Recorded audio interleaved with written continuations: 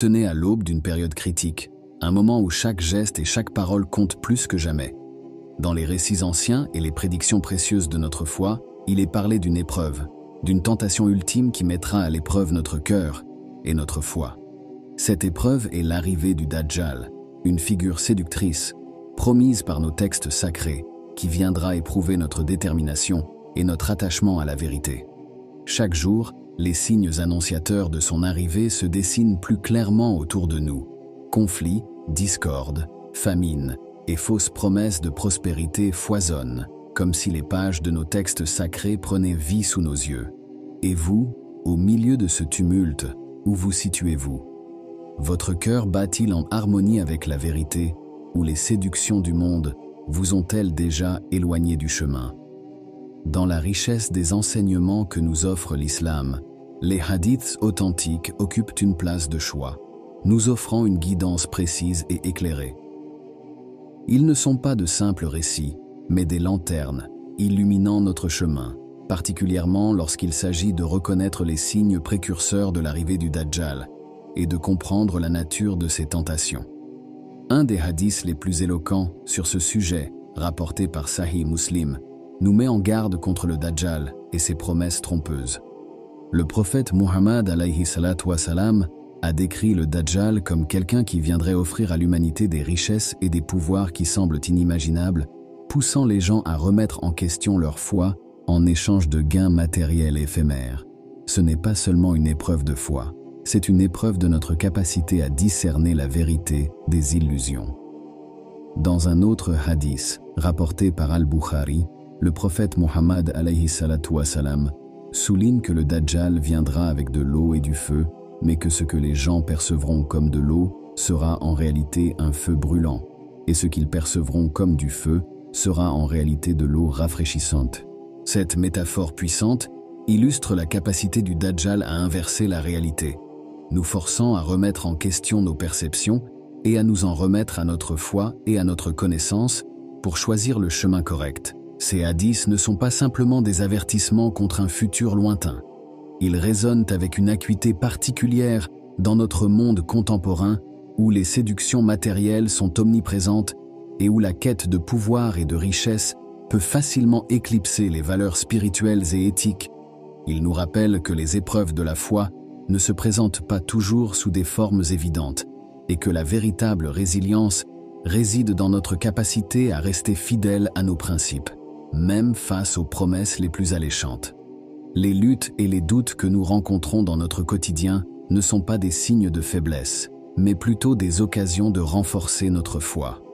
Chaque décision prise en faveur de l'intégrité plutôt que du gain facile, chaque moment de résistance face à la tentation de compromettre nos valeurs pour un avantage temporaire est un pas en avant sur le chemin de la préparation à cette épreuve ultime. Les espoirs que nous nourrissons, les aspirations à une vie meilleure, ne doivent pas nous éloigner de notre objectif final. Au contraire, ils devraient être alignés avec les enseignements de notre foi, nous guidant vers des succès qui ne sont pas seulement mesurés en termes matériels, mais aussi en termes de croissance spirituelle et de contribution positive à notre communauté et au monde.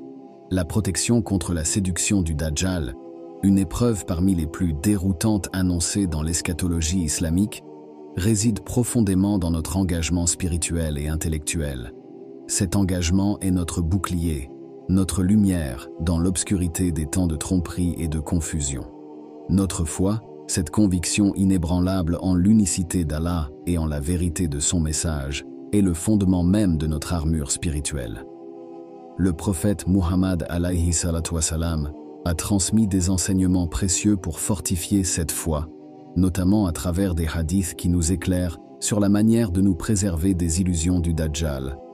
Un hadith authentique rapporté par Muslim nous dit que la lecture des premiers versets de la sourate Al-Kahf le vendredi offre une protection contre le Dajjal.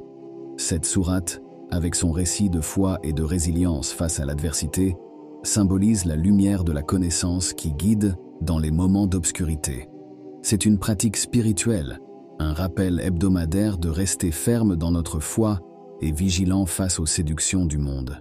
Le savoir, dans ce contexte, n'est pas simplement l'accumulation d'informations, mais une compréhension profonde et réfléchie des enseignements de l'islam. Il s'agit de connaître les signes de l'arrivée du Dajjal, les conditions qui prévalent pendant cette période et les caractéristiques qui le définissent, telles que décrites dans les hadiths authentiques. Un autre hadith, rapporté par Al-Bukhari, nous conseille de mémoriser les 10 premiers ou les 10 derniers versets de la sourate Al-Kahf, comme une protection contre le Dajjal. Cela souligne l'importance de la mémorisation et de la méditation sur le Coran, non seulement comme un acte de dévotion, mais aussi comme un moyen de se prémunir contre la tromperie et la corruption. La solidité de notre foi est testée dans notre capacité à rester droit et véridique dans un monde qui, souvent, nous pousse vers la facilité, le doute et l'éloignement des principes de l'islam. Cela nécessite une constante auto-évaluation, une prière sincère et un engagement envers la communauté et les enseignements du prophète alayhi salatu wassalam. La foi ne se limite pas à la croyance, elle se manifeste à travers nos actions, nos paroles et nos choix quotidiens. C'est dans cette manifestation active de la foi que nous trouvons la véritable protection contre les séductions de ce monde et les tromperies du Dajjal. Comme le prophète alayhi salatu wassalam nous l'a enseigné, une foi véritable est celle qui influence positivement notre comportement et nos interactions.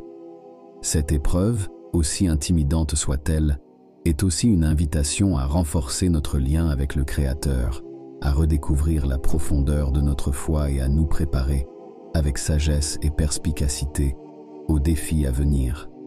C'est dans cette préparation que nous trouvons notre force, notre résilience et notre capacité à rester ferme face aux illusions.